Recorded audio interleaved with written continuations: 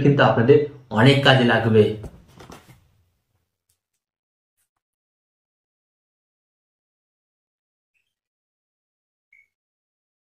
তো guys video shoot করতে করতে কিন্তু লাইট চলে গেছে, তবু আমি এখানে একটু লাইটের ব্যবস্থা করেছি, এর মাধ্যমে ভিডিওটি শুট করছিলাম। এই যে গাইস এটার মাধ্যমে এটা নামিয়ে দিলেই কিন্তু আর কোনো লাইট ফাইট কিছু নেই। তো প্রত্যেকটি ছোট বা বড় ইউটিউবার কিন্তু ইউটিউব চ্যানেলেতে কপিরাইট স্ট্রাইক যে কোনো মুহূর্তে যে কোনো সময় কিন্তু পেতে পারেন। তো তাই আজকের এই ভিডিওতে আমি আপনাদের সাথে আলোচনা করব যে কোনো ইউটিউবার যখন কপিরাইট স্ট্রাইক বা কপিরাইট ক্লেম যখন কোনো ভিডিওতে পেয়ে থাকে তার পরবর্তী তার কি কাজ, কি করলে তারা এই প্রবলেমটা থেকে মুক্তি পাবে। হ্যাঁ গাইস, তো আজকের এই ভিডিওর মূল টপিক হলো আপনার চ্যানেলে যদি কপিরাইট স্ট্রাইক বা আপনার ভিডিওতে যদি কপিরাইট ক্লেম আসে তাহলে আপনি কি করবেন, কি করলে এই প্রবলেমটাকে আপনি সমাধান করতে পারবেন। তো এখানে আপনাদের ঘরে বলবো ছোট বড় পুরাতন নতুন সমস্ত ক্রিয়েটারদের ঘরে দেখতে বলবো আজকের এই ভিডিওটি অত্যন্ত গুরুত্বপূর্ণ হতে চলেছে। তো চলুন ভিডিওটি কন্টিনিউ করা যাক। বাট গাইস ভিডিওটি কন্টিনিউ করার আগে আপনাদের কাছে করবো ছোট রিকোয়েস্ট, এই ধরনের হেল্পফুল ভিডিও পেতে চ্যানেলটিকে সাবস্ক্রাইব করে পাশে থাকা বেল আইকনটি অন করে দিন, কারণ আমি আপনাদের জন্য প্রতিদিন নতুন নতুন YouTube tip and tricks related video নিয়েছি যেগুলো কিন্তু আপনাদের অনেক কাজে লাগবে।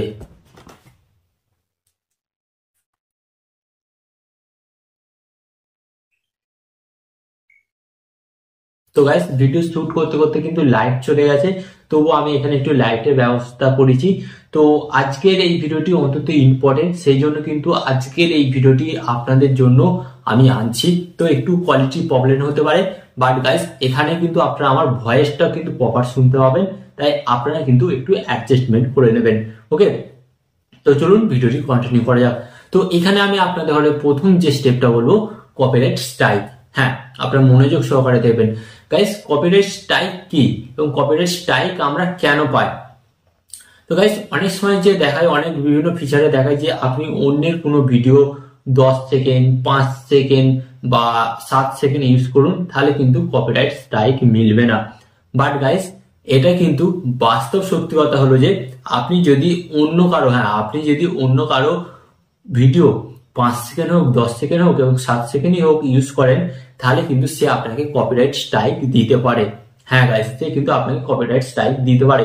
এবার আসে মেইন প্রশ্ন, বাই চান্স দেখুন যদি আপনি কারো ভিডিও ইউজ করেছেন, ভিডিও ইউজ করার ফলে আপনাকে কপিরাইট স্ট্রাইক দিয়েছে, তো এর প্রতিকার কি বা এর সমাধান কি?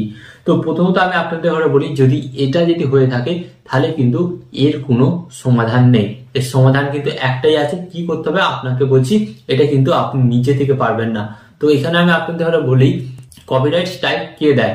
তো গাইস ধরুন আমি এই ভিডিওটি বানাচ্ছি এবং এই ভিডিওর মধ্যে অন্যের ভিডিও আমি ইউজ করছি, এবং ইউজ করার পর সেই ক্রিয়েটার যার ভিডিওটা আমি নিয়েছি সে কিন্তু আমাকে ডাইরেক্ট কপিরাইট স্ট্রাইক দিতে পারবে না।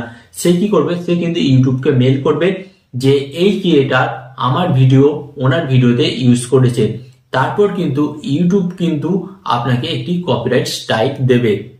তো এরপর আপনার কি কাজ হলো, আপনার যদি কপিরাইট স্ট্রাইক আসে তো আপনার এখানে কি কাজ হলো? তো এখানে আমি আপনাদের বলি যে কপিরাইট স্ট্রাইক হচ্ছে দু রকমের। তো আমি আপনাদের প্রথম স্টেপটা বলছি, আপনারা ভালোভাবে বুঝুন। তো প্রথম পর্যায়ে যে আপনাকে কপিরাইট স্ট্রাইকটা দিল, তো এটাকে আপনি কিভাবে রিমুভ করবেন? তো এর জন্য আপনাকে কি করতে হবে, সরাসরি আপনাকে যে কপিরাইট স্ট্রাইকটা দিয়েছে, যে ক্রিয়েটার আপনাকে কপিরাইট স্ট্রাইক দিয়েছে তাকে আপনাকে কি করতে হবে, তাকে আপনাকে অনুরোধ করতে হবে। হ্যাঁ, যদি আপনি সত্যি তার কোনো ভিডিও আপনার ভিডিওতে ইউজ করে থাকেন, তো কি বলতে হবে যে দাদা আমি আপনার ভিডিওটি ইউজ করেছি, প্লিজ আপনি স্ট্রাইকটা তুলে নিন, আমি সেকেন্ড বার আপনার কোনো ভিডিও ইউজ করবো না। যদি আপনারা তাকে কনভিন্স করতে পারেন তাহলে কিন্তু আপনার কপিরাইট স্ট্রাইকটা কিন্তু অটোমেটিক সে রিমুভ করে দেবে এবং সেই ক্রিয়েটার ইউটিউবকে বলবে এবং ইউটিউব কিন্তু তখন আপনার কপিরাইট স্ট্রাইকটা কিন্তু তুলে নেবে। ওকে, তো এটা হচ্ছে first process copyright strike remove করার। ওকে, এন্ড সেকেন্ড কপিরাইট স্ট্রাইক কিন্তু অনেকেই দেয়। তো কি হয়, এটা হচ্ছে কোনো কিছু বিষয়কে আপনি হ্যাক করা বা কোনো কিছু বিষয়কে সহজে আপনারা ডাউনলোড করার বিষয় যদি শেখায় তাহলে কিন্তু আপনাকে কপিরাইট স্ট্রাইক দিতে পারে। এমন অনেকগুলি অ্যাপস আছে যেগুলি টাকা দিয়ে কিন্তু সে সমস্ত অ্যাপসগুলিকে ব্যবহার করতে হয়, এবং আপনি যদি সেগুলিকে শেখান যে আপনি টাকা ছাড়া কিভাবে সে সমস্ত অ্যাপসগুলিকে ডাউনলোড করবেন তাহলে কিন্তু আপনাকে কপিরাইট স্ট্রাইক দিতে পারে। বা দেখা যায় যে এমন কোনো মুভি বা মিউজিক আছে, সে সমস্ত মিউজিক গুলো কিন্তু আপনি ইউটিউবে পাচ্ছেন না বা আপনি অন্য জায়গায় পাচ্ছেন না, বা এমন কোনো ওয়েবসাইট আছে আপনি সেখান থেকে কিন্তু বিভিন্ন দর্শকদের ঘরে কিন্তু ডাউনলোড করা শেখাচ্ছেন, তাহলে কিন্তু আপনাকে এখানে কপিরাইট স্ট্রাইক দিতে পারে। ওকে, তো এবার আপনি কি করবেন যখন আপনাকে এই ধরনের কপিরাইট স্ট্রাইক দেবে? তো গাইস, এখানে কিন্তু আপনার কমপ্লিট কিছু করার নেই। হ্যাঁ, এখানে কিন্তু আপনার কমপ্লিটলি কিছু করার নেই। কি করতে পারবেন? ওই তো আপনাকে বললাম, যে দিয়েছে ওনার, তার কাছে আপনাকে কি করতে হবে? রিকোয়েস্ট করতে হবে। সে যদি কনভিন্স হয় তাহলে কিন্তু আপনার এই কপিরাইট স্ট্রাইকটা কিন্তু সে উঠিয়ে নেবে। এন্ড এছাড়া দেখা যায় যে অনেক সময় কিন্তু আপনাকে ফেক কপিরাইট স্ট্রাইক দেয়। হ্যাঁ, দেখা গেল যে আপনি আপনার ভিডিওতে অন্য কারো ভিডিও ইউজই করেননি, বা অন্য কোনো অ্যাপস বা ভিডিও ডাউনলোড কিভাবে করা হচ্ছে সেরকম কিছু দেখাননি, তার সত্ত্বেও কিন্তু আপনাকে কপিরাইট স্ট্রাইক দিয়েছে। তো এর জন্য আপনাকে কি করতে হবে আমি আপনাদের বলে দিচ্ছি। তো এর জন্য আপনাকে কি করতে হবে? Counter notification. হ্যাঁ, কাউন্টার নোটিফিকেশন বলতে কি? কাউন্টার নোটিফিকেশন হচ্ছে আপনি ইউটিউবকে লিখবেন যে আমি এনার কোনো ভিডিও আমি আমার ভিডিওতে ইউজ করিনি, বা এই ধরনের অ্যাপস আমি কোনো ডাউনলোড করে আমার ভিডিওর মধ্যে দেখাইনি, তাহলে কেন আমাকে কপিরাইট স্ট্রাইক দেওয়া হয়েছে? যিনি কপিরাইট স্ট্রাইকটা দিয়েছে আমাকে, উনি ভুল দিয়েছে। তো তখন ইউটিউব কি করবে? ওই ক্রিয়েটার যে আপনাকে কপিরাইট স্ট্রাইকটা দিয়েছে না, তাকে সরাসরি জিজ্ঞাসা করবে, আরে ইনি তো বলছেন যে ইনি আপনার কোনো ভিডিও ইউজই করেননি ওনার ভিডিওতে। তখন ইউটিউব কি বলবে?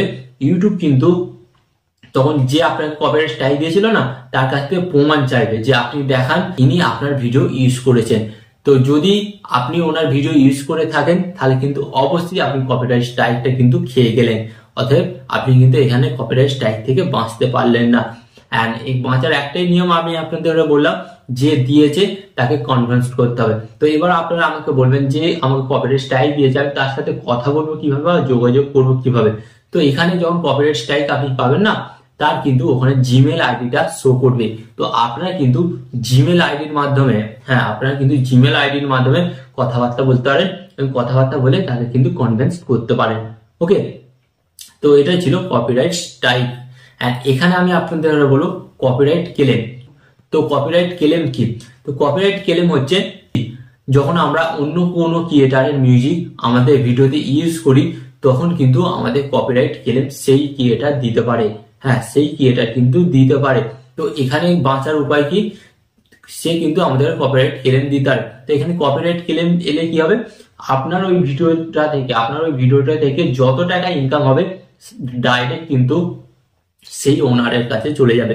তো আপনারা যদি এখানে বাঁচতে চান যে না, আমি আমার এই ভিডিওতে যা টাকা ইনকাম হবে সেই টাকা আমি একটাও ওই ক্রিয়েটারকে দেবো না, বরঞ্চ এই টাকাগুলি আমি আমার কাছেই রাখবো।